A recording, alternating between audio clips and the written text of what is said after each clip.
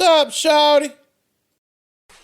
All right, today I want to talk to you about the Powertrax no-slip locker, specifically the 35 spline application for a Ford 9-inch.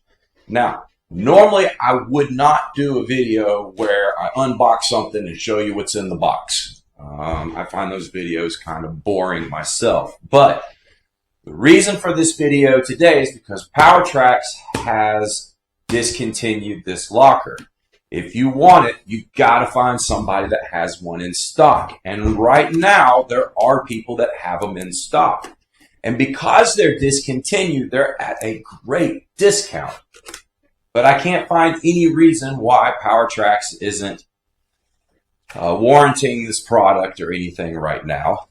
So if you can find a new one, that's a good thing. Now, opening the box, one of the things that has impressed me with the Powertrax no slip is that normally when you buy a lunchbox style locker, which is what this is, you get a booklet with a page for every single axle out there that they make that application for. It's usually one-page instructions, and they're usually pretty hard to follow. It doesn't tell you kind of where everything goes. You're just supposed to know, I guess.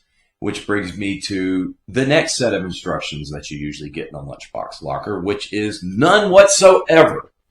It'll even say a lot of times in the ad descriptions when you are purchasing one of those lockers, it'll even say there are no instructions and this should not be installed by somebody who's never done it before. Kind of defeats the purpose of the lunchbox locker. One of the reasons why people like the lunchbox lockers because they're easy to install. It's something you can normally do in your driveway. A lot of times you don't even have to pull the carrier out of the rear end to be able to install one of these.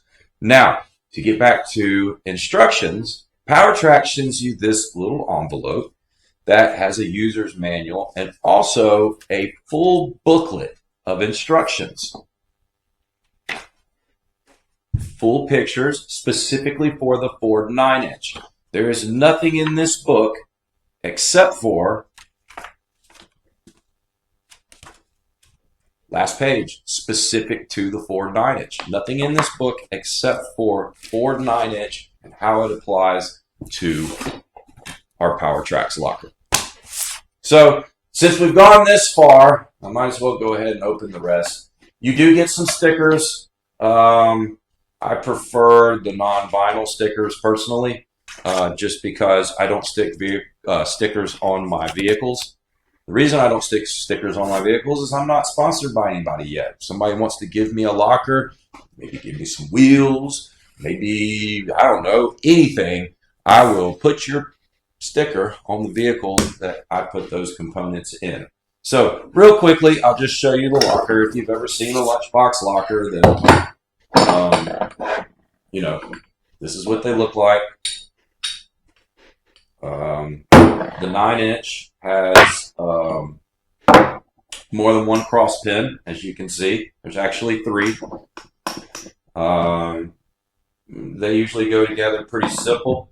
We do plan on doing a video later on where we will actually install this into a 9-inch axle. We're not sure if it's going to be our 609 or if it's going to be the rear axle that's going into our Jeep Cherokee XJ. Now, you can get lunchbox lockers for a Ford 9-inch. They haven't all been discontinued. What's been discontinued is the 35 spline. Notice there's 35 splines here for 35 spline axle shafts. So, my suggestion to you, if you are interested in putting a lunchbox locker in your Ford 9-inch, this is, I really have no experience with it. I can't tell you if it's a great unit, but it's super beefy compared to the other lunchbox lockers I've come in or I've put in. It really even feels bigger and heavier than the lunchbox locker that I installed in my Dana 60 in my YJ. So anyways, there's the Powertrax locker. Good things. Big heavy unit. Seems like it's nice and strong. Comes with full instructions, no one page, get out your magnifying glass and try to figure out what they're trying to tell you. This has photos, illustrations, everything you need. Helps if I turn it the right way up to install this locker. So,